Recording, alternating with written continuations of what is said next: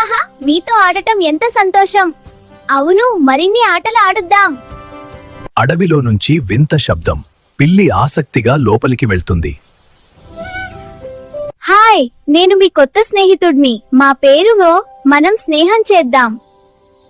మాయా చెట్టు శక్తి తగ్గిపోతుంది. అడవి ప్రమాదంలో. నేను అడవిని కాపాడతాను. పిల్లి ప్రమాదకరమైన ప్రయాణం మొదలుపెడుతూ.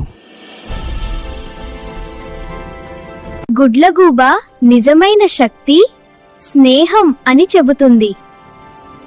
అందరూ కలిసి మాయా చెట్టును కాపాడతారు. అడవి మళ్లీ సంతోషంగా మారుతుంది.